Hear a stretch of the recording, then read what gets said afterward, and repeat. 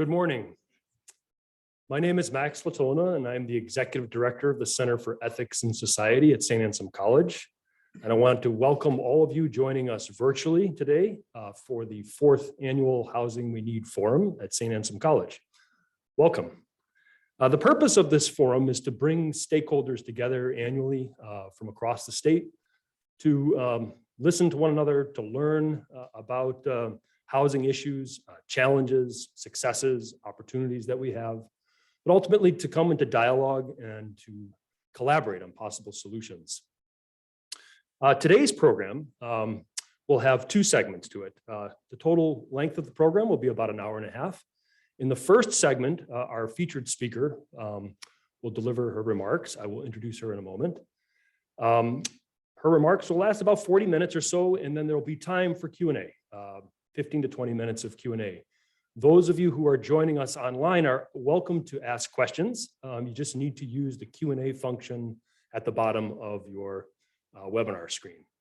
Those questions will be delivered to our speaker, and she will repeat the question for all to hear and then deliver her answer. So after that segment, we will then turn over to Housing Action New Hampshire to deliver the Home Matters Leadership Awards. We'll have an opportunity to honor and celebrate the good work that has been done by some leaders throughout New Hampshire in trying to solve our housing crisis. I do need to, as per state law, just notify everybody online that this event is being recorded. I'd also like to especially thank New Hampshire Housing for their support in making this event possible as a whole, and especially for our featured speaker today. So without further ado then, I'd like to introduce our speaker today, Sara Bronin. Sara Bronin is a Mexican-American architect, attorney, and policymaker specializing in property, land use, historic preservation, and climate change. She is a professor of planning and law at Cornell University and has served as a visiting professor at the Yale School of Architecture, the Sorbonne in Paris, and universities in Switzerland and Korea. She has served as an advisor to the National Trust for Historic Preservation and the Sustainable Development Code, served on the board of Latinos and Heritage Conservation, and founded Desegregate, Connecticut. She was educated at Yale Law School and was a Truman Scholar at Oxford, where she was a Rhodes Scholar, and the University of Texas. She is the author of the forthcoming book, Key to the City. Without further ado, I'd like to offer you Sara Bronin. Let's give her a warm welcome.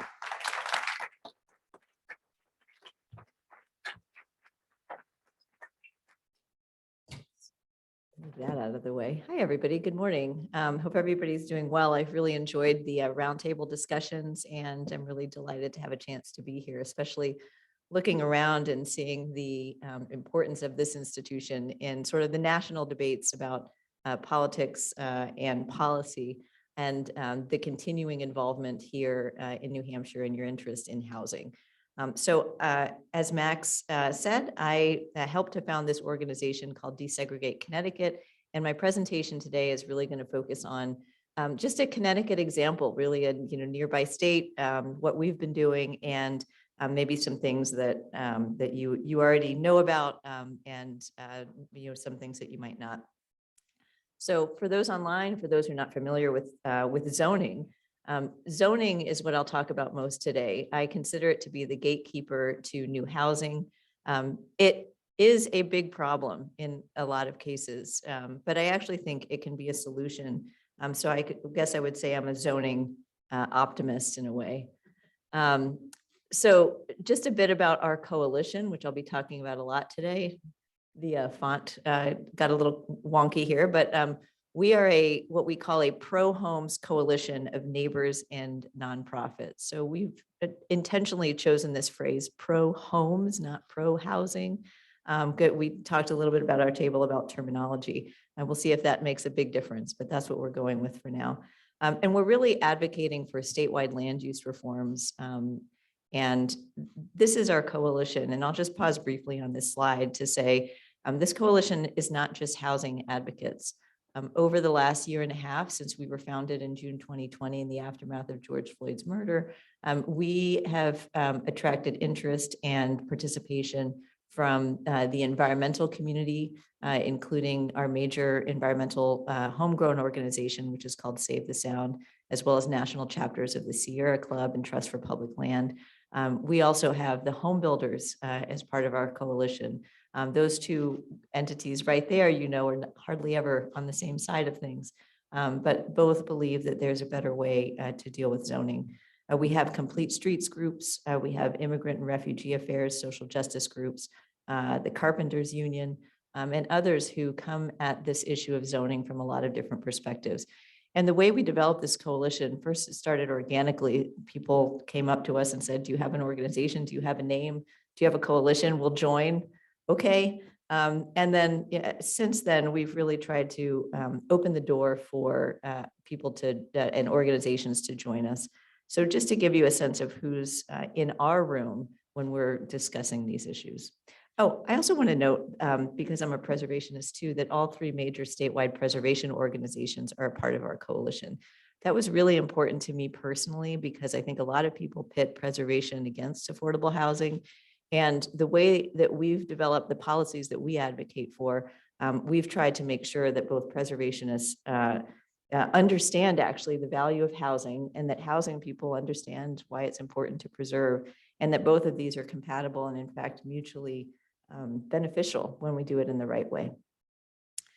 Okay, so what did we learn? What can you do in New Hampshire? That's, I guess, the overarching question and reason why I'm here. And I guess I'll just say Connecticut and New Hampshire are similar enough. Of course, they're different. Connecticut is perhaps more urbanized and more developed, especially along the coast. But as New England states, and Connecticut actually is called the land of steady habits, but I would guess that New Hampshire has that sort of mantle or mentality as well. We're both in a housing affordability crisis. We both are not producing enough housing, and we both have housing policies, primarily zoning, that require us to destroy our farmland and agricultural land. So just a word briefly about the motivation for our movement. As I mentioned, we formed in June 2020. I've been in land use for a long time, and so had so many people who joined the initial conversations that we had in June. And we all just recognized no normal human being that doesn't obsess about land use laws is going to understand why zoning is an element of the structural racism that has led to the deep divisions in our society and the trajectories that we all know exist and put people on totally different paths. Because zoning dictates where we can all live, it's really a cornerstone of the issues that I think people were so angry about in the summer of 2020. So really what we said was it's on us. It's on the people who are land use experts, which I guess I am, and many of the founding people are or became, to really tell people why change is important. So we realized that not everybody would be motivated by equity. So while most of us were finally compelled to get off our seats and do something to help advance public education, we know that inclusive prosperity or economic development, as well as environmental concerns, also motivate people to come to the land use question. So when we present our Why Act, we present all three of these simultaneously, and we give them equal space, despite the fact that our team is really motivated by the first. Okay, so that's the why. And by the way, all of this is on our website, so I encourage you to visit the website. And now the who. And so for that, and again, I don't know if you guys have got the Zoom available. I want to ask, since we are in a college setting, how many people here are in college, graduate school? I don't want to make any assumptions. All right, we got one, maybe a couple in the back. And how many on Zoom, if you can tell? Anybody raise their hands? Can't tell? Yes, right now on Zoom, yeah. Okay, and how many people are listening in on Zoom? Okay, so we have between this room and there a handful of people who are the young people who need to be in this room and understand this question. And I'm going to show you in this next slide a picture of our team. Perhaps it's because I'm a college professor and have been for 15 years, or perhaps it's just because we tried to make zoning jazzy or something. But we've had our team is powered by young people, completely powered, and early career professionals. So these are the people who, since June 2020, came to our effort. The two deputy directors, I guess I'm the director, the two deputies have been law students. They have worked their tails off full-time, some weeks, ignoring their law school duties, but in some cases, but others who are high school students. We've had predominantly college students, graduate students, MBAs, Yale architecture students, students from Pratt, students from multiple Harvard Law School is our deputy director now. And I just mentioned this to say that the change is, we were talking about what is the barrier to change. And I think the barrier is that young people have not made the connection between, in all places like they have now, I think in Connecticut, that zoning is it's such an esoteric topic, but people in Connecticut have come to realize that, hey, we are, this is a problem. And these are the people who are, again, working their tails off for our movement. And I think it's really important to figure out how to get there from here. And maybe it's through this institute and the college community here. Okay, so moving on to the what. So what is our approach? So as I said at the beginning, we focus on zoning because there's so much to do on zoning. There's a lot to do on housing finance. There's a lot to do on federal housing policy, but there's like so much to do on zoning, and it is the gatekeeper to housing. So that's what we're focused on right now. As I said before, we focus on intersectional goals. We're pushing for incremental but meaningful reforms. And we're doing that because we've observed what has happened in other states, including California, Oregon, Vermont, and it sounds like even here, where year after year, advocates go to the legislature and they have to start somewhere. We started somewhere this year, and I'll explain what we did this year, but we are going to go back, treating this as a campaign, not as a public, just a merely public education effort. And I'll explain more on that in a moment. And then we push for more and more diverse housing. So when we talk about housing, we talk about more housing, no matter what kind of housing, just more housing, and then more diverse housing. And we've developed graphics that are consistent with our image. And so again, the graphics, they're all done by our students. And now what is the how? So how have we gotten, how have we started to treat this like a campaign? So we've done a huge number of events. And so these are our Instagram post worthy events that we've done. Our most recent events, actually, this was last week, national experts talking transit-oriented communities. The bottom one is one we did a couple of weeks ago, our research on minimum lot sizes. And we had a series of revealing our research, a series of national experts. There's one on Tuesday. I'll invite you to that at the end. Videos, a launch party, briefings for planning and zoning commissioners, partnering with other organizations like Data Haven on health equity. So we've tried to get a range of topics. We develop the topics every semester. That's how we think. And so our fall event series was developed all at once, and figuring out how to roll that out. They're all webinars. They're all, of course, free, and we get some pretty good attendance. We've also been lucky enough to get funding to commission videos. And these are videos. This is our first set. We've done a second set in the Eastern Connecticut region. This was in the Hartford County region.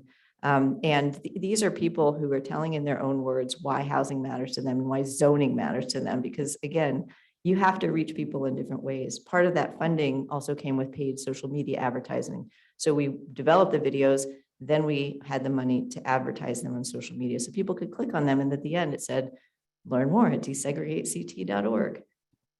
We've done a virtual boot camp for residents with no knowledge of zoning. Again, we did this one in the Hartford region. We paid them for their time, $50 for 2 sessions, and trying to think of that as terms of best practices in trying to get people involved and not waste their time. And again, that was grant funded. We also have been really aggressive in, through us, developing op-eds and letters to the editor, particularly during the legislative session. And the way we did that was we asked people to write the letters. We helped them write the letters. We helped them place the letters. And again, we have an NYU student who lives in Simsbury, Connecticut, who was our op-ed machine. So he would reach out to our coalition members, our coalition organizations, and say, hey, organization who focuses on immigration, do you want to do an op-ed about the links between the fact that we can't settle our Afghan refugees who are coming to this country because we have no housing that's affordable to them in places where they could most easily live. So things like that, where our team manufactured the idea to create op-eds, and then we had an enterprising young person who just went for it. We also had rallies and press conferences. To the left is a senator who's the chair of the Housing Committee. In the middle is one of the leaders of the Connecticut chapter of the American Planning Association, which was an early supporter, and I know you have a chapter here. And on the right is State Treasurer Sean Wooden, who spoke in favor of our effort, the only statewide constitutional officer who is non-white. Oh, we had more rallies and more events. Here's just more rallies. We rallied for zoning. It's funny when you think about it. Okay, we introduced membership levels. This Perfect Six is a building type unique to Hartford. And then we published an annual report at the end of our first year, which I encourage you to read. It's on our website. Okay, so the first lesson, I guess I would say, is that the power of partnerships has been really instrumental in us casting a really wide net. The interdisciplinary nature of our coalition, the fact that when we did a rally in Deep River, we had our Old Saybrook March for Justice. We had other groups who operate in the area get people there, help organize, bring speakers, ask the state rep in the area to come speak. So we really leveraged that. We had a whole, again, team of a couple students who managed our coalition. So turning from that chunk of what we did to the zoning atlas, I want to talk briefly about this. I'm trying to keep an eye on my time here. So the zoning atlas, for those of you who have not seen it, the URL is at the bottom of the page, desegregate.ct.org/atlas. And as a researcher, I think this is very cool. So I'm going to spend a couple slides on it. There are 169 towns in Connecticut. We developed an atlas that shows how every inch of Connecticut is zoned. We found out there are 2,622 listed districts, 2,403 are actually mapped, 32,000 pages of zoning code. We read every page. So this is the Connecticut Zoning Atlas, just so you know how it works. You select the options with these checkmark boxes. Here we've chosen one family housing. And then the land meeting the criteria shows up in purple. I'm writing a much longer explanation about how we created this so that perhaps you can replicate it here. But 91% of Connecticut shows up in purple when you click on single family housing. There's some that's not showing up here. The gray is sometimes industrial, sometimes commercial. It's not housing necessarily in the other areas. So the atlas shows of a Connecticut town, and these little red stars will be popping up. Zones for single family housing, allows accessory apartments, zones for multifamily housing, as well as zones for housing around trains and fast track stations. Fast track is our bus rapid transit, and requires minimum or requires minimum lot sizes. Again, here, wonky font, sorry, but we collected 80 different data points for each of the districts. So the type of zoning, whether a public hearing is required, which is something also that came up in our discussion, what people will say at public hearings is a deterrent to housing. So we logged that. We logged minimum lot sizes, parking requirements, which is my personal thing. If I could wave a magic wand, I would eliminate, which I just learned this morning was being proposed in the New York State legislature to be eliminated. Maximum number of bedrooms, caps on the number of units, and so on. So you may be familiar with some towns in Connecticut. I don't know, but I picked New Haven just to give you an example of how the zoning atlas works. This shows in purple where single family housing is allowed, where two family housing is allowed, where three family, and where four family. And so if you look at New Haven, as many of you know, it's a relatively low income city. It's a city looking at the suburbs. There is no four family housing allowed as of right in the suburbs. It's just so stark and so obvious that zoning is an issue in where housing is created. And the suburbs around New Haven are very wealthy and predominantly white, most especially if you get further out. Okay, so we use the zoning atlas to make the case that Connecticut has one size fits all zoning.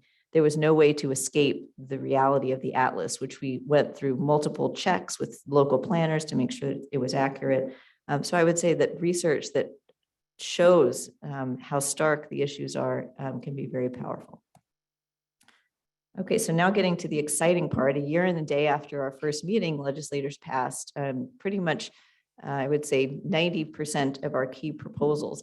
Connecticut was so far behind in its zoning statute that really no reforms had been enacted since 830G, which is the affordable housing statute. So we had some really basics to get going.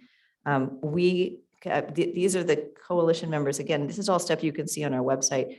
Each and every coalition member that you see here submitted lengthy testimony, which we helped them, draft, encourage them to submit, made sure they submitted. So it's, the success of our effort was because we had people who were willing to go and do that and contact our coalition and get people to testify. We had a 24-hour public hearing, which is straight through the night. That's how Connecticut does it. It's kind of crazy. It was on Zoom.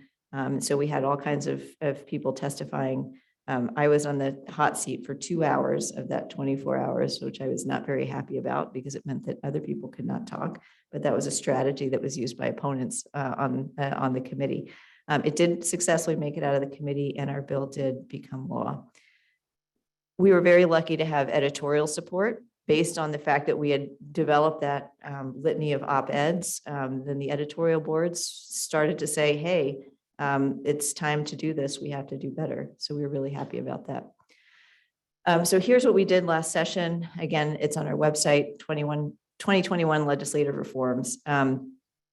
So there's a bunch of provisions, including for the first time, including an affirmatively furthering fair housing requirement for zoning regulations that fall under this umbrella of advancing equity overall. We legalize accessory apartments, but as I'll talk about in a moment, there was an opt-out provision that allowed towns to opt out with 2 supermajority votes. We did start the process of capping parking mandates, 2 for 2 bedrooms and 1 for 1 bedrooms, which does have an opt-out, but I think only 1 town has actually opted out so far, which is good. And we'll be releasing research showing how parking mandates block hundreds of thousands of housing units. Finally, for the first time, we had commissioner training requirements and staff certification requirements. We eliminated the term character from zoning decisions. So we were talking a little bit about that at our table. People use these nebulous standards. And so we said in the statute, the legislature said, I should say, not we, but they said that character could only be used in decision-making if there were clear architectural standards that were written into the zoning regulations.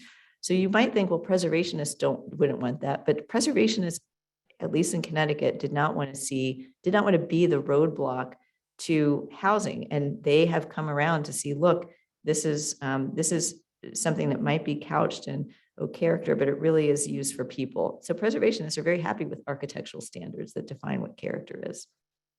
The state also is developing a model form-based code as a result of this. So that model form-based code will help towns actually satisfy this character requirement. So I guess I would say try for a lot. I'm really excited to see this session, a lot of things that are coming through in other states that might be also ambitious. Like I said, a New York State proposal that just came out, multi-part, that includes minimum lot sizes, parking reform, and more. So, try for a lot when you go for something here. So what's next for us? A few things. We're fighting opt-outs for the accessory apartment legislation. And so we have developed materials, again, thanks to talented students using our videos. If you recognize those 2 women on the bottom left who spoke in our accessory apartment video that we did. So now we've quoted them. We tend to recycle stuff so that people keep seeing the same kinds of things visually and same language, and really try to repeat. It's somewhat repetitive, but you have to do that in order to get through to people, using the same graphics up at the top. Then we've done 1-pagers for any community that's considering opting out. So this accessory apartments benefit Enfield. Enfield is a town that was undergoing that process. We also have a 2022 legislative agenda. So it's a /platform, and it's a short session in Connecticut, which means it only meets for a couple months. So we decided what was the unfinished business from last session. Number 1 was reform around transit stations. So we're calling this equitable transit-oriented communities.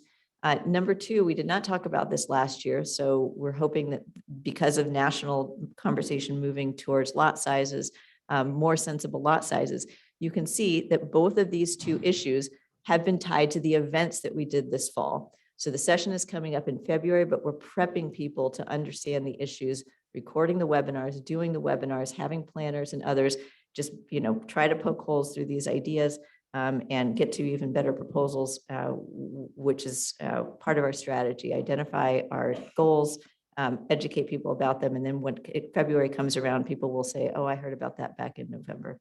And then the third thing is expanding town options, which is really just an idea that came out of my head, which is why do we have separate zoning board of appeals and planning commissions? We should, especially in our small towns, be able to combine them. Zoning boards of appeals often just poke holes in affordable housing plans.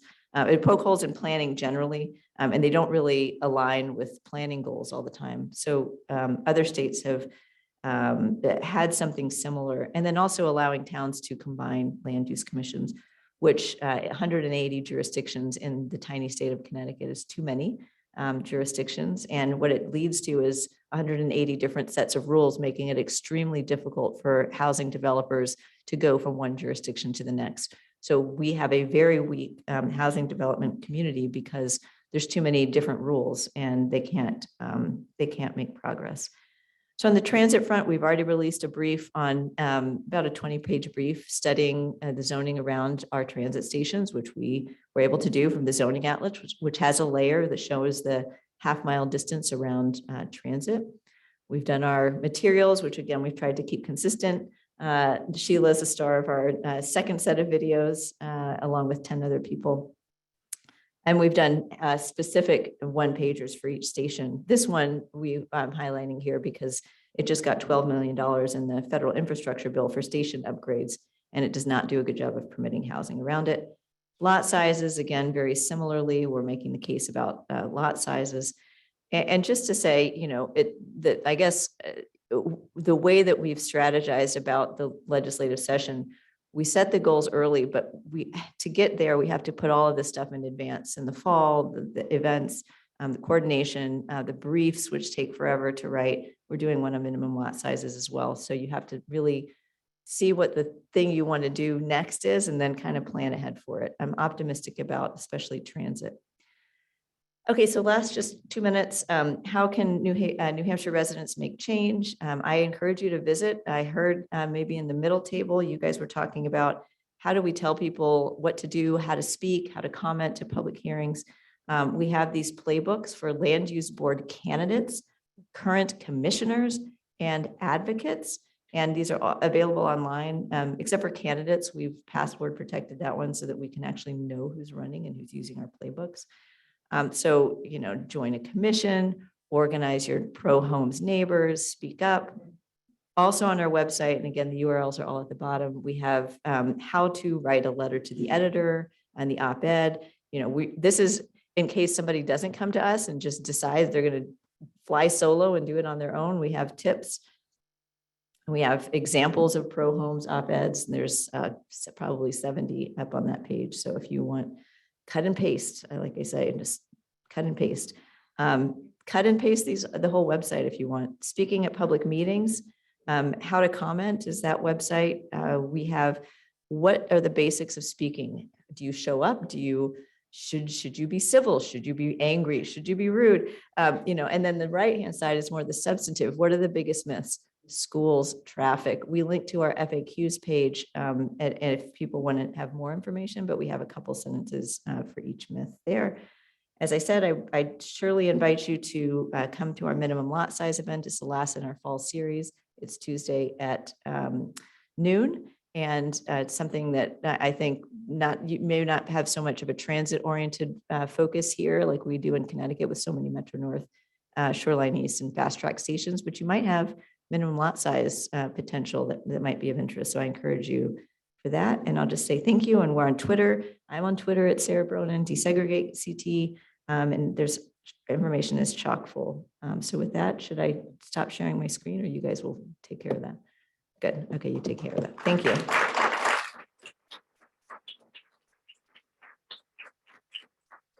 Okay. And I think you want to.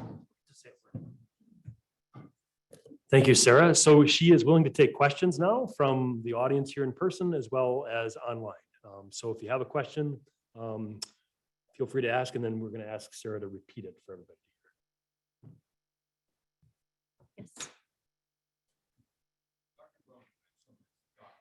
Well, JDs don't get called doctors, so you have to downgrade me to just Sarah or professor. Your very first slide, you said, I'm paraphrasing here, zoning problems, but zoning can also be the solution, right?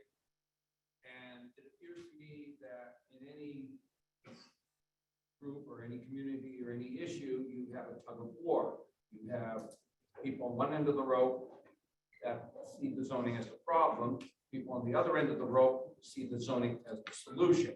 And both are pulling as hard as they can. And any other issue in that same community, they could be on the other end of the rope. I'm asking, have you or anyone else considered not using a rope? Because that rope appears to me to be the government. And as long as the government's doing what I want, then it's good. But if it's doing what the other group wants, it's bad.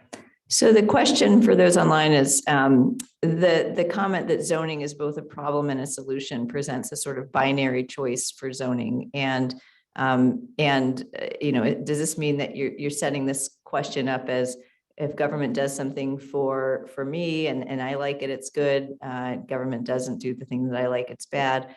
And I guess your question is really though about the nature of the present, how we present zoning to people with differing views, or how can we get people on the same side of the tug of war rope? Might there be another choice besides using that particular rope? There might be a third choice somewhere in our society. And I have. You mean, is there an alternative to zoning?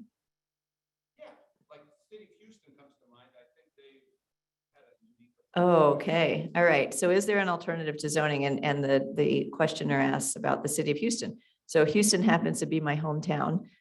So I happen to know a lot about the land use regulations in Houston. So Houston is now regulated by subdivision regulations, as well as it has minimum parking requirements.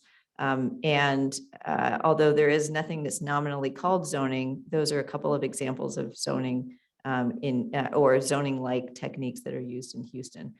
Houston, which is the largest city in the United States without zoning, has benefited perhaps from the lack of regulations because it is one of the most affordable cities in the country. So in other words, so much housing can be produced there that it enables lower costs when it comes to housing development. On the other hand, there are quality issues and there are stormwater and planning issues that have really hurt the city, and especially the city's low-income population. The fact that uses are not regulated means that factories really are next to homes, which is the whole reason zoning came out. It was developed in the first place. I mean, I guess I would say zoning is, and it's very unlikely that any state will completely eliminate its zoning enabling act to take that authority away from local governments. So my take has always been that zoning is full of possibility. As a chair of the City of Hartford's Planning and Zoning Commission for 7 years, we completely rewrote the zoning code. We tossed it out. No district was the same. There were no words that were the same in any of the in the new versus the old code. And we made all housing as of right. Tons of apartment development has happened since. We made it easier. We made a lot of development as of right and took it out of the special permit and public hearing mode, and did a large number of environmental and sustainability moves. I thought that, I think that our code is representative of what you can do with zoning if you rely on best practices. So I wouldn't say that we should toss it out. I think, like I said, I think we should just fix it. Yes. And if you don't mind, keep your question short because I have to repeat it and I might not remember all of it. Well, the first thing, that presentation is just like a fire hose of great information. But my question is, in all of the work that you've done in this state, what seems to be driving interest in housing right now is workforce shortage. So a key role in that is employers. And not just employers stepping up and saying, we need employees, we need housing, go do it, but really getting involved. In all of this that you've done, what are your thoughts on enabling and activating employers to be part of this discussion, even at the micro zoning level? So the question was, how do you activate employers and people interested in workforce development to be part of a movement on zoning? And I would say that is something that is essential. As I mentioned, we have the Carpenters Union on board. We have the home builders and other people who are focused on creating jobs. But in Connecticut, the interesting thing is that the main business organizations and chambers of commerce who constantly complain about housing shortages and who, especially the manufacturing community, we have the Groton sub-base where workers cannot find housing. They cannot expand because they do not have enough housing in that region. So all of these people should say, just do zoning reform, whatever it is, whatever it takes, eliminate the barriers to new housing production. They've stayed away from it. So if you've managed to corral that community in New Hampshire, if you think you can, that would be a great source of to help buttress efforts. I think the reason they've stayed away from it because it could be a controversial issue. I think it's very common sense. I don't think it's controversial. We've seen some of the reforms that we're proposing, even this year, passed near unanimously in other states, like the transit proposal passed near unanimously in Massachusetts. So again, it could be controversial here, depending on what your politics are. But I think they've stayed away in Connecticut because of that. So if you can harness that group early and explain to them, look, all the housing finance policies in the world that we change and we subsidize, they won't matter unless you change the gatekeeper to new housing in many communities around our state. I think, if you just break it down to that very simple level, why they should care about zoning, hopefully they do what Connecticut business organizations did not. Yes. I'd like to hear a little bit more of your perspective on messaging. You mentioned responding to the myths and pro-housing.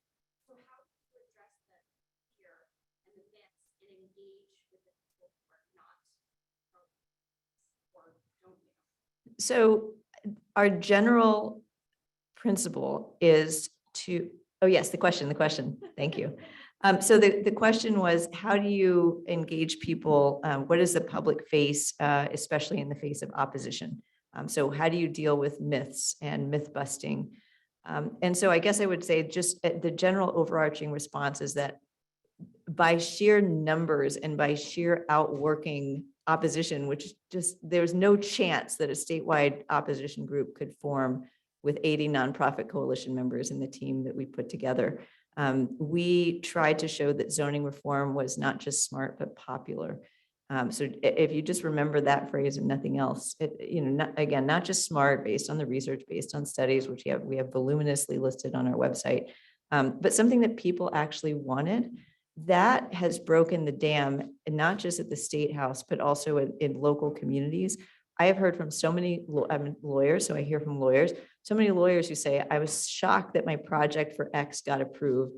But one of the things that the commission mentioned is they really didn't want Desegregate Connecticut coming in here and, sending people and testifying and, making things worse and using us as a poster child. We don't want to be the hammer. We're like super friendly people. But because people know that like we have this sort of volume and all of these, this huge team that's willing to, put their energy behind it. I think that has helped. In terms of the messaging, again, we have an FAQs page. So we have that responding to the myths, which is just a couple sentences so people can print it out and take it to a meeting. But we also have an FAQs page. It's just /FAQs that has drop-down menus that has links to a number of studies. So for example, I think there's one on, does my neighborhood bring crime? Does new housing bring crime? Does new housing overcrowd our schools? So in Connecticut, and may be the case here, we are losing school children. We are losing kids. I have 3 kids. I'm trying to make up for all this loss of kids. But that is a disaster for Connecticut economically, demographically, and just for the future trajectory of the state. And young families cannot afford to live in Connecticut, especially you saw that during COVID, where all these families moved out to Connecticut houses were bought sight unseen, and it just completely eliminated the possibility for it drove up prices and then eliminated our young families from being able to locate here. So I think showing people we've relied a lot on the new census data about the kids, and showing people that is good. Yeah. Oh, sure. Question online. We have a lot of questions online, but I'll go in chronological order. The first is are co-housing and housing cooperatives a part of the conversation with reference to zoning for the opportunity to create these options? Are co-housing and cooperatives part of the zoning conversation, was the question from online. And the answer is no, because those are really about ownership and aren't treated in zoning in any particular way. So, and do you want to do another question from online? Here's another one. I would like to hear more about why the word character is an issue within a zoning ordinance. I understand it's used for rural character, but what about in an urban setting and character of the neighborhood? Okay, so the question was, tell me more about this this word character, and the questioner asked, well, this might be differences in rural and urban character, and why is it important? So we do have a webpage on character. It's /character for the caller or for the questioner. The basic problem with the term is that it does not have standards associated with it.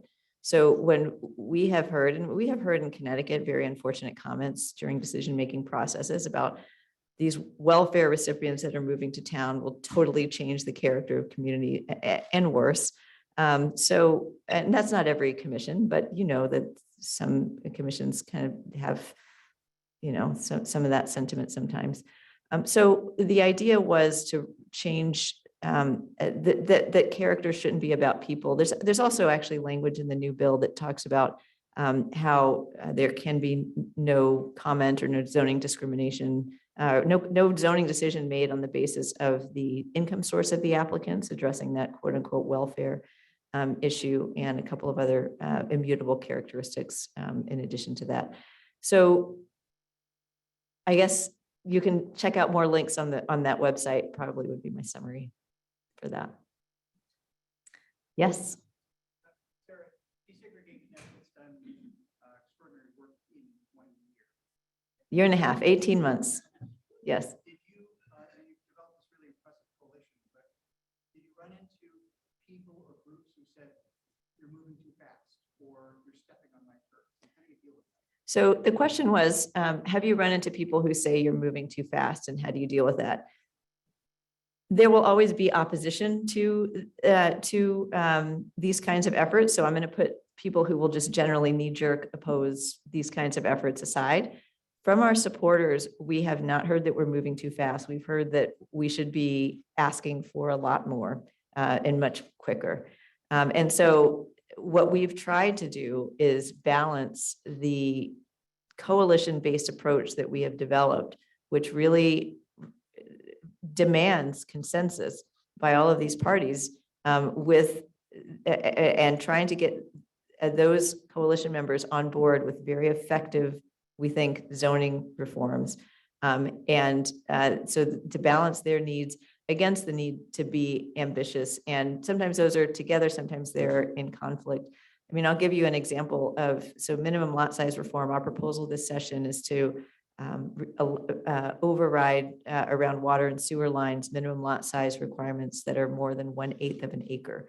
Originally, when we talked to the coalition, we started with 1/4 of an acre, and we said, well, what do you think about that? And so it was the coalition members, especially a couple of really strong advocates, that said, let's go for 1/8. The people who oppose will do it anyway, so let's go for 1/8. And that matches a similar Vermont law that protects existing 1/8 of an acre lots. So we were able to say, okay, we can justify this. So that's what we've heard more than slow down. There's some housing advocates too that say, well, we shouldn't do this. Our approach has been a subject matter specific approach. It's not a fair share standard. It's not an overall, while we have that affirmatively furthering fair housing language now in state law, that is not what we've hung our hats on, because we believe that specific reforms will help local governments understand what their obligations are better than broad standards. But there are a couple of housing organizations that say, you guys should fight for broad standards that then we can litigate and bring towns to court for the ways they don't meet them. We've talked with, using the transit as a transit proposal as an example. We've talked with advocates in New Jersey at the Fair Share Housing Center, where the director was in my law school class. And they said, one of the main ways that New Jersey towns have met their goals is by reducing barriers to housing around transit. Okay, so instead of taking the court-induced fair share standard that you see in New Jersey, again, made by courts, we've said, let's just take the solution and put that into law, because we know that if towns are told you have to zone for 15 homes per acre around a transit station, they can do that because they can, write that into their code. Joe Schmo's planner is not going to be able to say, okay, well, what's my fair share? How am I going to do this? Is it this? Is it that? And then years and years of litigation that ensues. So that's the other thing that we've heard. And we've really tried to say, look, if we can tell people clear rules as to how they can develop and how they can zone, how they must zone, we think that's a better solution for our state than broad standards. Should I go is there a question online? Yeah, and then I'll go back to the back of the room and then come back around. So how do you get environmental organizations to locally support specific infill development projects? So the question is, how do you get environmental organizations to support infill development projects? So our environmental groups in Connecticut, the ones I mentioned, we have several on our commission, on our coalition rather, they were not making the links between zoning and their issues initially. So part of what we had to do, and I would say I took this on as a former board member at Save the Sound, and really trying to build that level of trust to say, look, I'm obviously an environmentalist too, so let's help you make the links. I think the main link is that residential sprawl is the #1 threat to environmentally sensitive lands. And I assume that is the case here. We have an institute at UConn that studies this issue. So they have said that publicly many times. So, it's been studied here. I assume that's also true here. And maybe you have an institute that studies that. So when you say, well, then how does residential sprawl get created? It gets created because there is one size fits all zoning that forces 1 acre minimums and forces 2 acre minimums. Oh, I didn't even mention, and when I talked about minimum lot sizes, that 81% of Connecticut has a 1 acre minimum lot size. That's wild, isn't it? Or more. 50% of Connecticut has a 2 acre minimum lot size. 50% of residential land in the state, 2 acres. Nobody needs 2 acres. They don't need it. Maybe they could have it if they wanted it, but this should not be required for new development. That's the problem, is that, sure, maybe somebody could, get their 2 acres, 5 acres, go live out there, but it's required. And it's a requirement that environmentalists should care about, because that is what eats up, when you create a lawn, that reduces biodiversity. It causes more runoff. It causes 2 acre minimums require more driving, more air emissions. So there's so many links, and we try to make those links through arguments to these guys, to our environmental coalition. And eventually they said, yeah, okay, yeah, you're right. And so now they're one of our, some of our very strongest supporters. Yes, in the back, right. As a former resident of Connecticut, I love what you're doing. It's great. If we wanted to be doing something similar to this here, it's going to take some financial resources.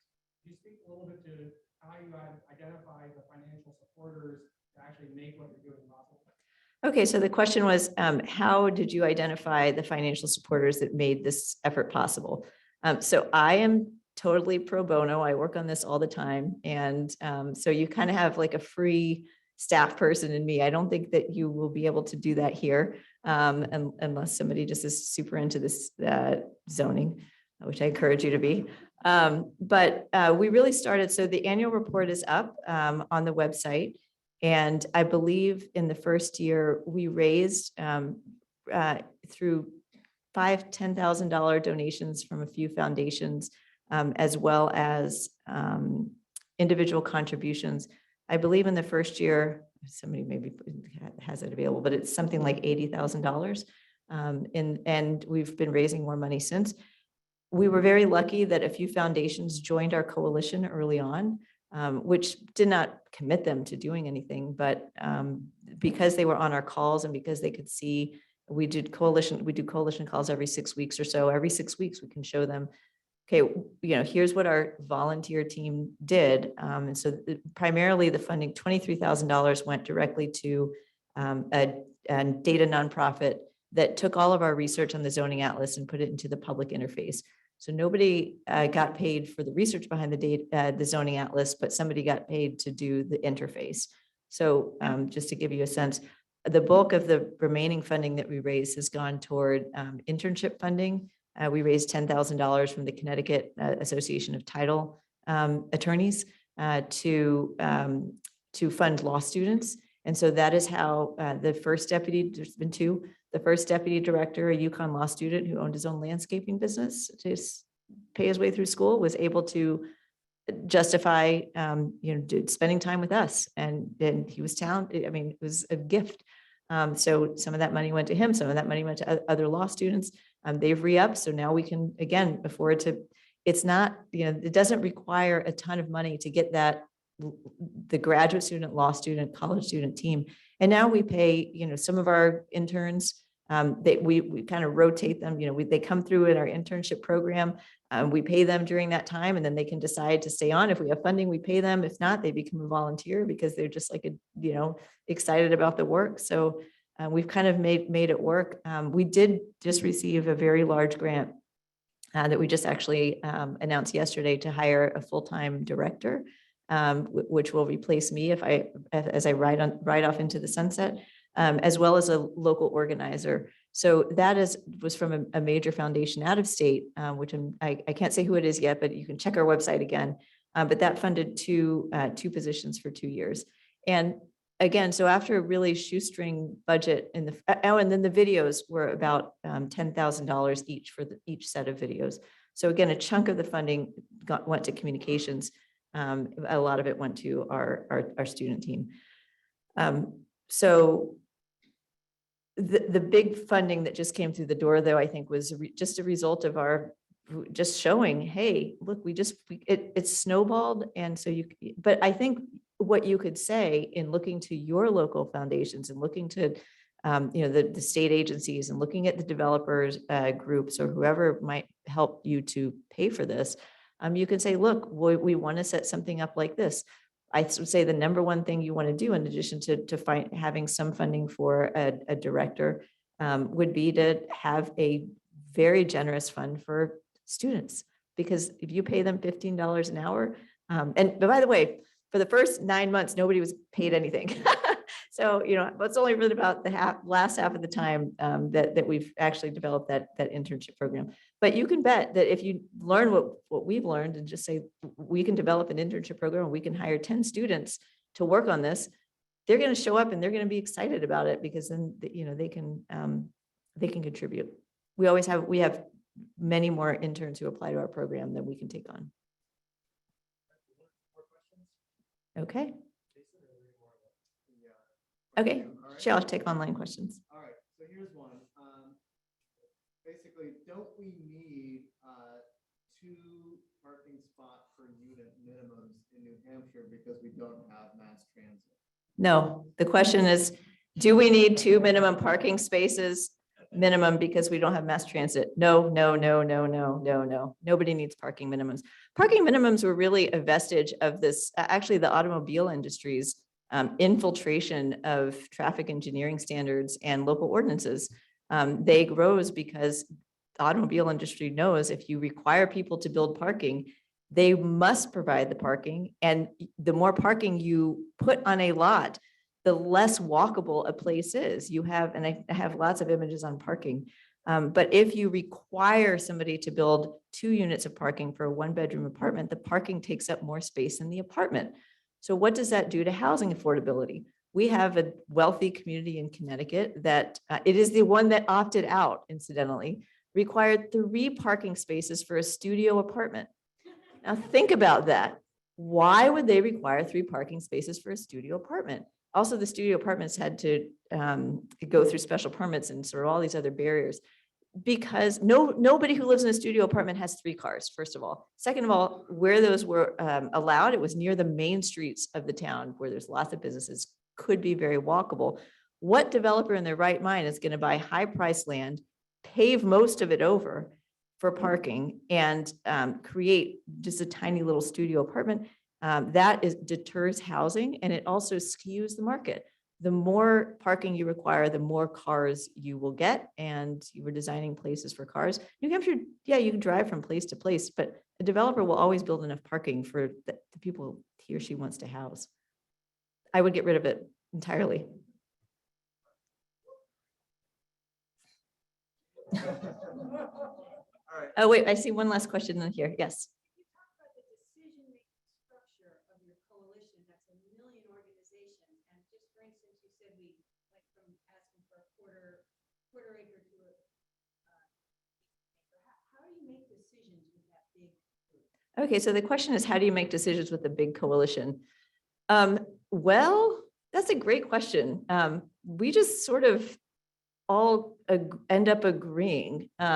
It sounds very utopian down in Connecticut, but we send out the proposals, tweak it here and there. Everybody knows who's going to say, an eighth of an acre, to use that example. And so they make their arguments, and if nobody objects or says, I'm leaving the coalition based on a quarter versus an eighth of an acre, we just go along our merry way and keep going with it. For example, the transit proposal was different last year. It got cut. So there was another proposal about walkable communities that got cut from last year too.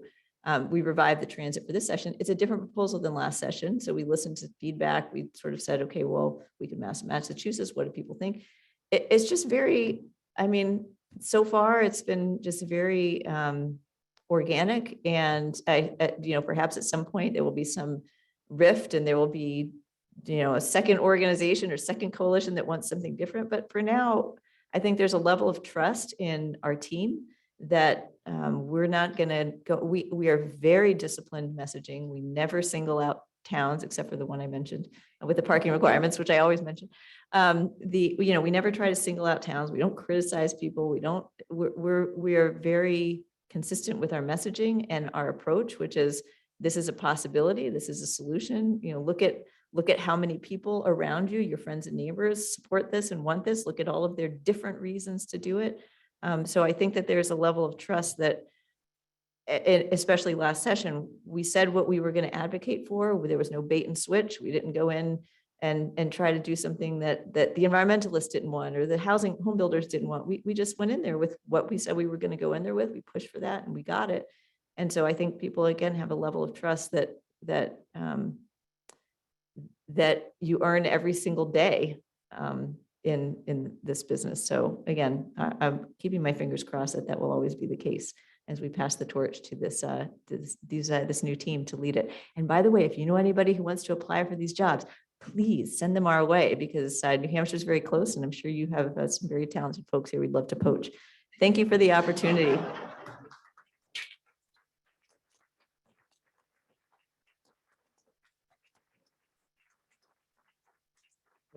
Thanks, Sarah, for a wonderfully impressive and inspiring talk. Thank you for coming up from Connecticut and joining us here today. And thank all of you online. So we're gonna have a short break for a few minutes. We're gonna allow the in-person attendees to get lunch. Lunch is served. And in about 5 to 7 minutes, we're going to get the next portion started, because we don't want to keep the poor people online waiting too long. And that will be the Home Matters Leadership Award. So I'll see you in about 7 minutes.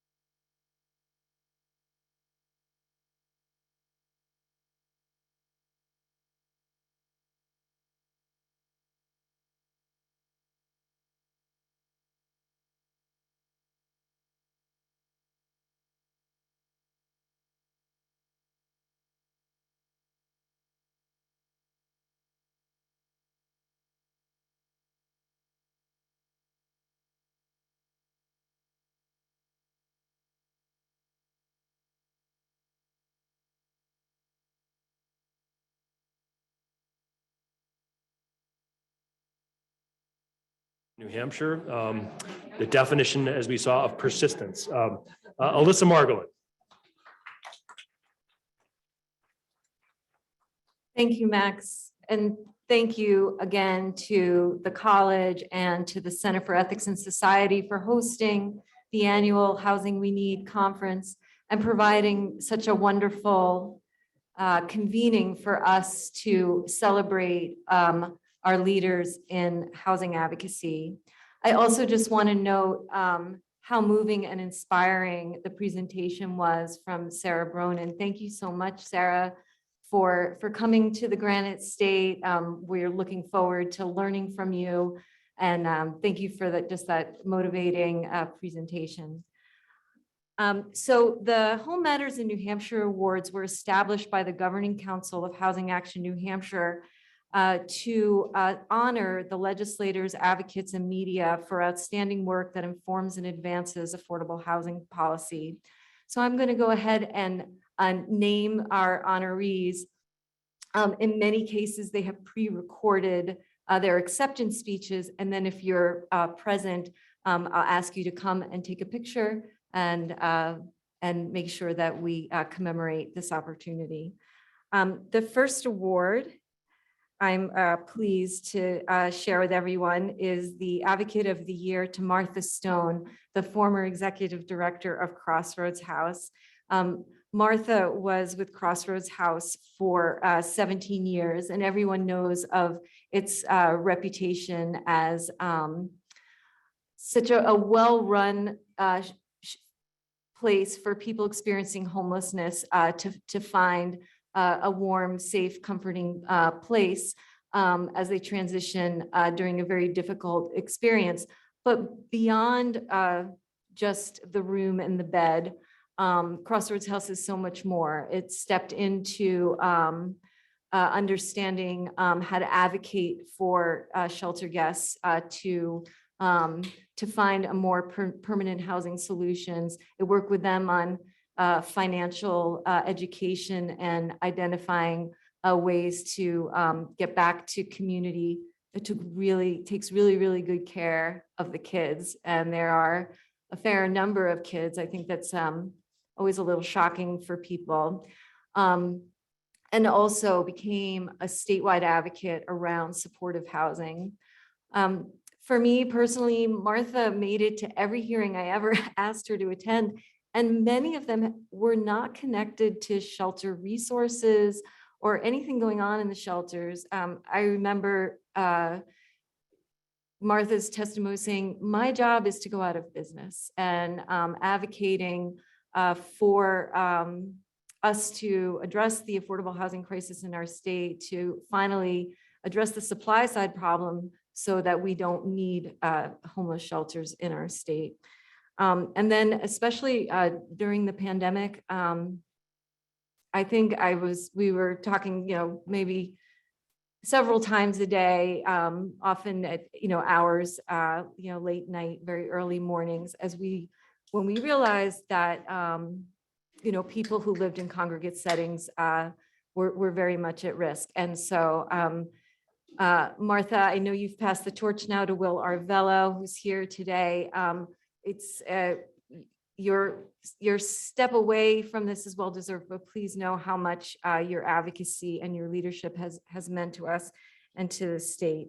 So please join me in congratulating Martha Stone on her Home Matters in New Hampshire Award.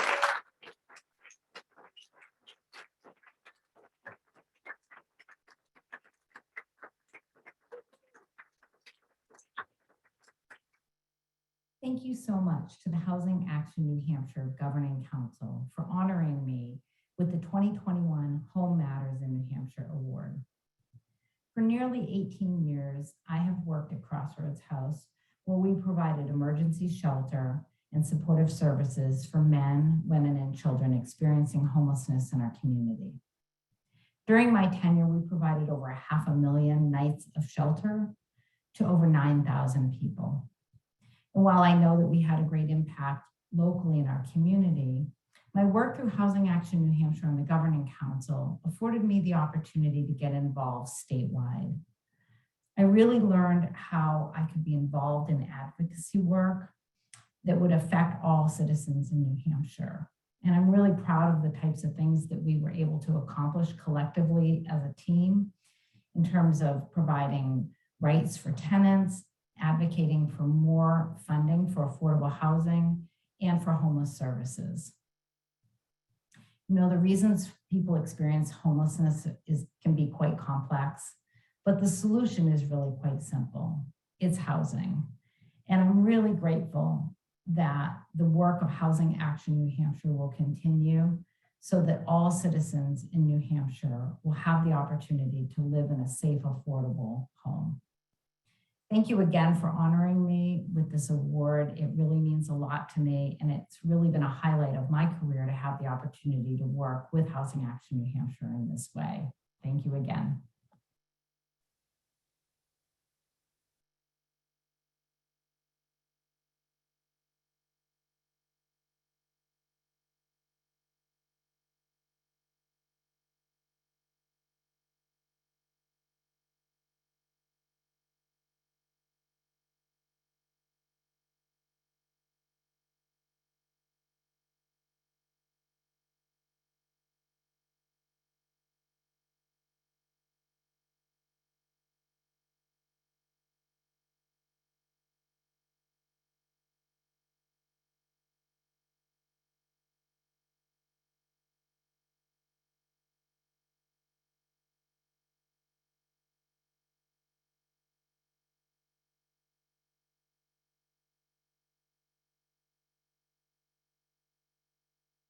And I think he saw this. I said this in his video.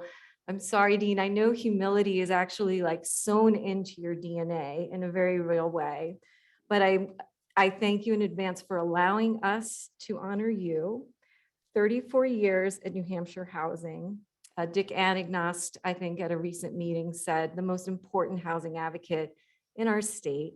Advocacy, you know, in a different way, through wisdom, through relationships, through trust, through excellent administration of federal and state programs, and really by leading by example and just developing such a stellar team at New Hampshire Housing. And I know that Rob Dappis, you know, takes over such a strong and respected organization because of you, Dean. So thank you for all of your years of service. We're all going to miss you. It is a big shift. And congratulations on your Advocate of the Year award. And we'll play Dean's speech so everyone online can enjoy it as well.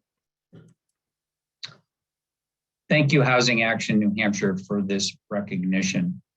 For more than 30 years, I've had the privilege to serve alongside a group of truly dedicated professionals at New Hampshire Housing who come to work every day with the goal of helping to address our state's housing needs with creativity, compassion, and a commitment to excellence.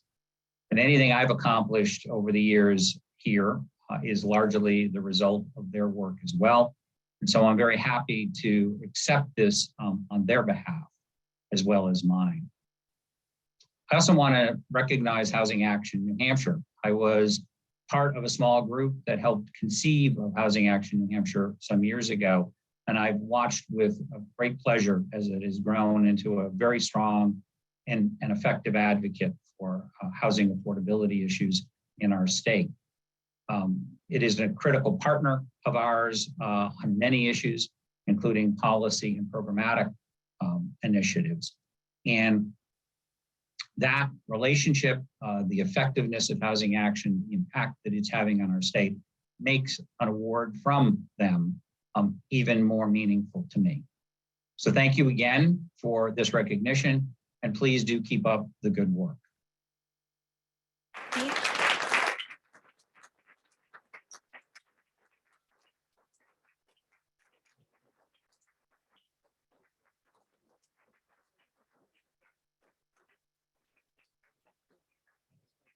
Slide over. All right, I don't know what we're doing. Okay. Yeah.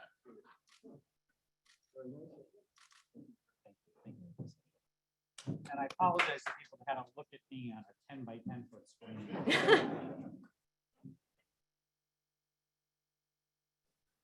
All right, next we're moving to our media awards. And our first media award goes to Caleb Simmons from the Keene Sentinel. I know that Caleb couldn't join us today. We'll look at his acceptance speech in just a moment, but I just want to share why the Governing Council selected him. Caleb's a relatively new, young reporter in the Monadnock region, and I think a lot of us have already fielded calls from Caleb. He doesn't just kind of run a story, he calls everyone. He gets real data. And he kind of is a very thorough reporter and then makes sure it's planted in a local reality. I think he's really impressed us. There are a number of great journalists in this state who are really taking this issue quite seriously and doing some really good journalism. And I'm happy we could honor Caleb today. Hi, everyone. I'm disappointed that I can't be with you in person, especially after more than a year of too many phone calls, Zoom calls, and emails instead of face-to-face conversations. I'm so flattered by your recognition with this year's Home Matters in New Hampshire Award. I was recently asked to write the Sentinel's monthly letter to subscribers, and I think that message is particularly fitting for this group too.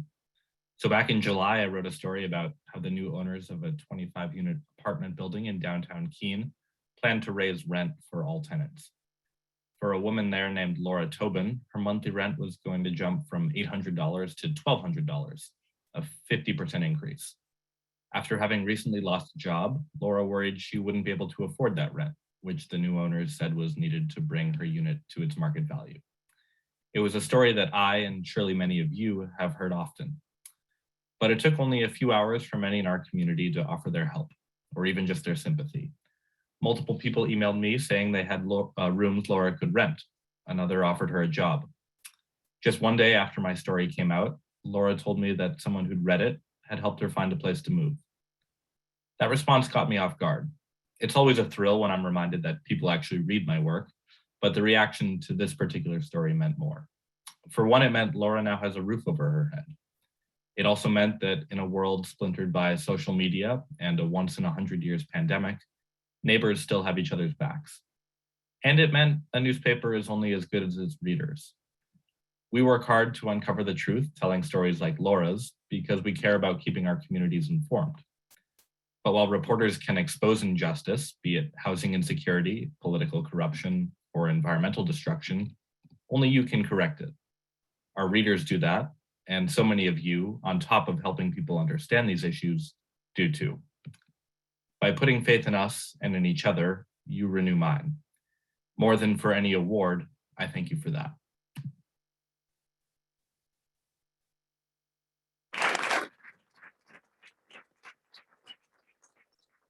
Our next media award is for Jay Childs of JBC Communications. A lot of you know Jay. He's an Emmy-honored documentarian.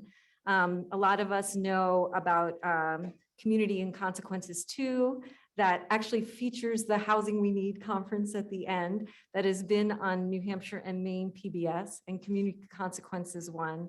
Also had the honor of working with Jay when I was the facilitator of the Growth and Development Roundtable, a partnership between development and conservation interests.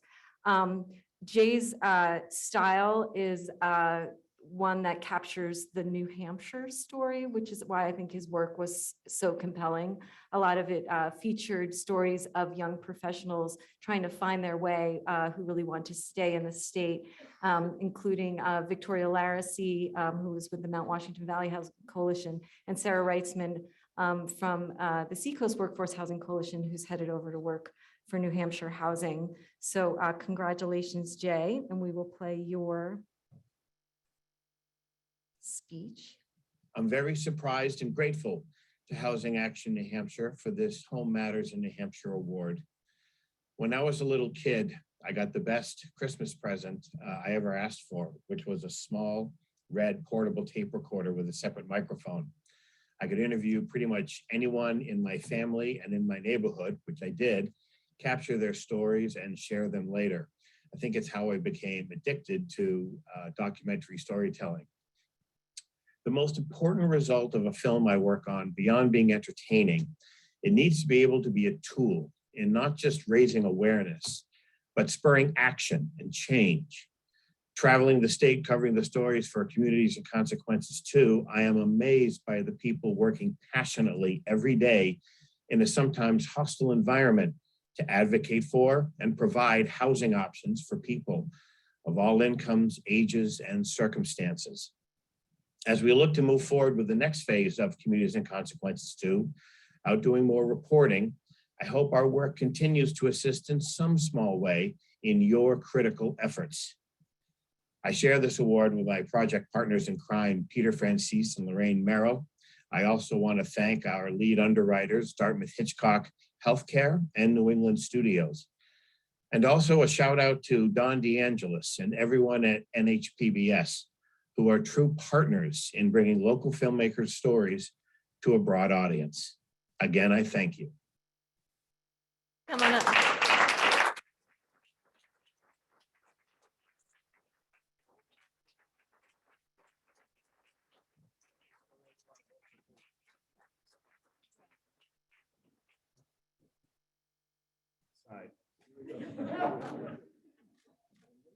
Thank you very much.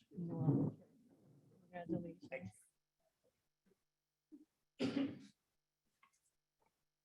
All right, now to our Legislative Champions Awards.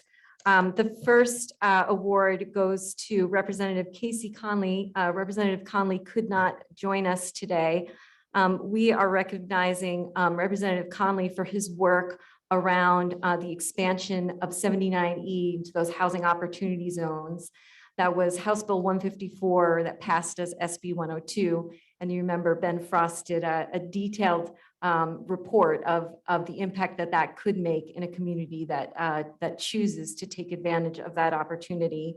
Representative Conley is from the city of Dover. He's very passionate about the housing issue there. In addition to this work, he's also introduced legislation a couple of times that would require more notice for tenants when rents are raised, significantly. And so we look forward to his continued advocacy on the housing front. And I'll go ahead and play. Hi, everyone. I'm Casey Conley, State Representative from Dover, and I am grateful and truly honored to receive this year's Home Matters New Hampshire Award from Housing Action New Hampshire. As some of you know, I'm in my third term in the New Hampshire House, and I represent a Dover district that is primarily rental housing. When I first ran for this seat in a 2017 special election, we had 2 young kids at home, 22 months and 2 months. So I fully expected to be working on things like paid family leave and making childcare more affordable and more accessible. And for the first probably 2 years in the legislature, that's what I did. It was probably midway through my second term that I really started to understand the seriousness and the gravity of the housing crisis here in New Hampshire. And I learned that from people in my district. I would run into people in coffee shops who would tell me about double-digit rent increases.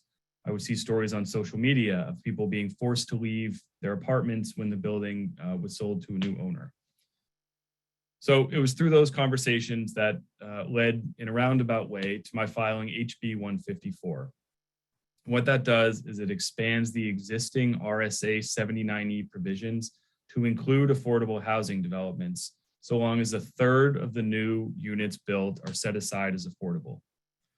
So that is no panacea. It's no silver bullet for the really serious housing crisis in the state, but the intent is for it to be a new tool in the toolbox for developers and for municipalities that really want to address the housing crisis in our state. This legislation came about with tremendous support from people in the affordable housing community.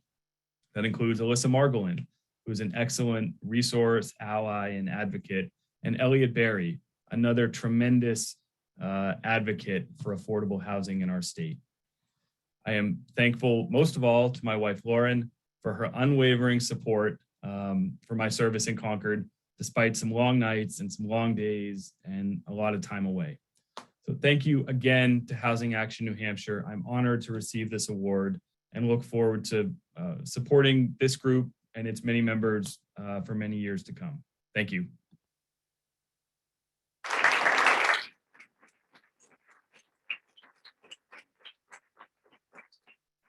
I'm really pleased to share the next award, Legislative Champion for the Home Matters in New Hampshire, to our Senate President Chuck Morris, and I'm so pleased he could join us today. Speaking of tools in the toolbox, as Senate President during a budget year, Senator Morris had an opportunity to really see what he could do to help with the affordable housing crisis. And I'd say we were very enthusiastic when Senator Morris not only introduced an amendment to include a $25 million appropriation to the Affordable Housing Fund, when, as Ben outlined earlier today, but also came back the next day to restore a $10 million real estate transfer tax carve-out, putting a historical high appropriation into our state's Affordable Housing Fund at $35 million.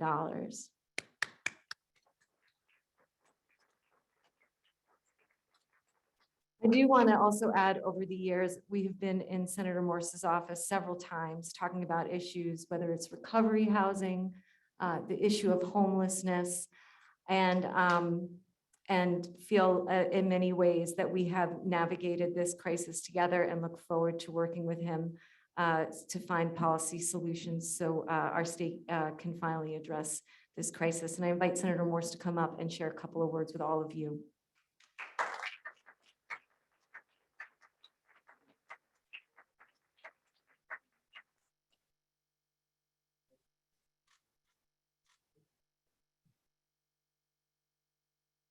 Well, first of all, thank you for doing this, and I accept it on behalf of the House and the Senate, because a lot of work went into that budget to present opportunities to be able to do things like this. And I think both bodies realize what the crisis is at right now, and that we have to work together to solve problems.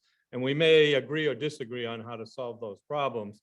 But one thing I find very interesting today, and I just want to point it out, my staff wanted me to film for this, and I said, no, I'll go down, I'll say hi, and I'll go home.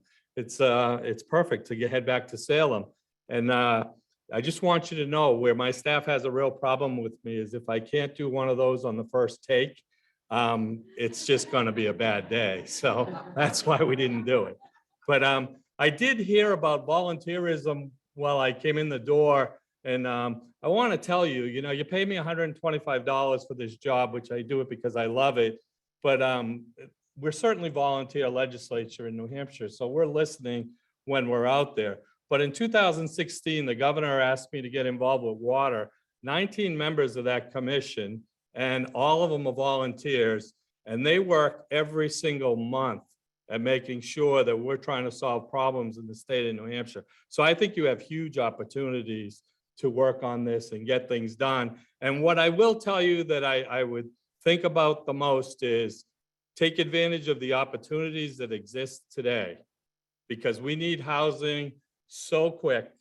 We need to work with those communities that are willing to work with us as a state, and those businesses that want to work with us, and get this off the ground quickly. So to that, I say, let's get started. To the future, I think you'll navigate through it. Thank you.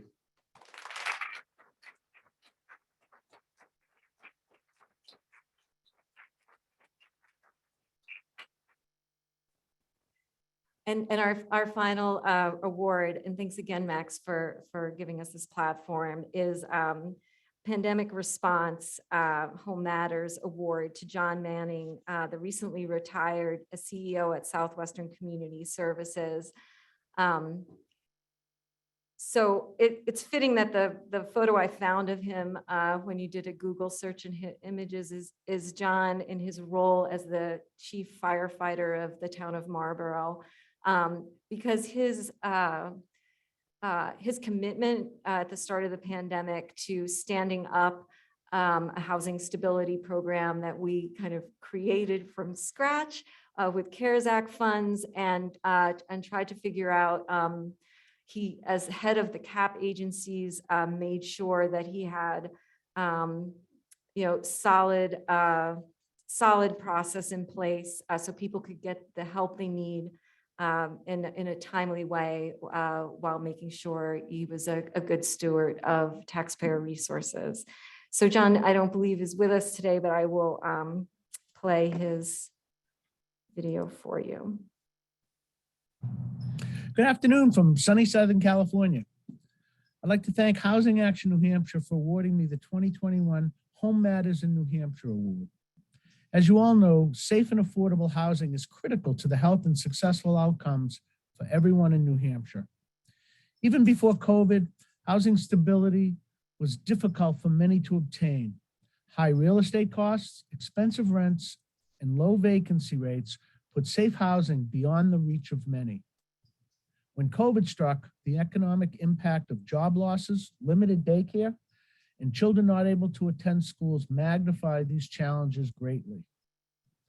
The success that this award recognizes is really due to the collaboration of many state and local partners. The New Hampshire Community Action Agency stepped up and took on the Emergency Rental Assistance Program, which has provided over $73 million in rental assistance. Housing Action New Hampshire, who continued to advocate for those in need.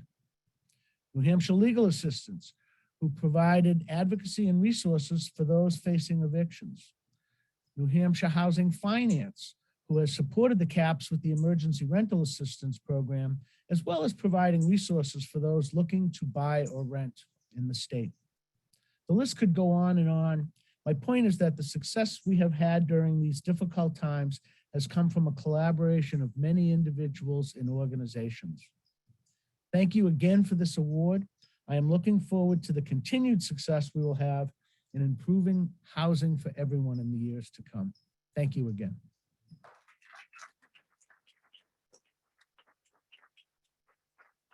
So John from retired in sunny California. I know Martha was somewhere warm as of yesterday. Dean, if you send us a video from somewhere warm next year, I'm worried what's going to happen to our entire movement.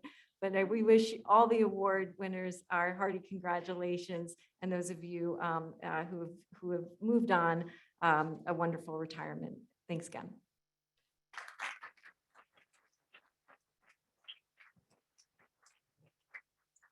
I'd also like to offer my congratulations to all of the awardees. It's really impressive, the good work that you've done. So thank you on behalf of all of us in New Hampshire Center.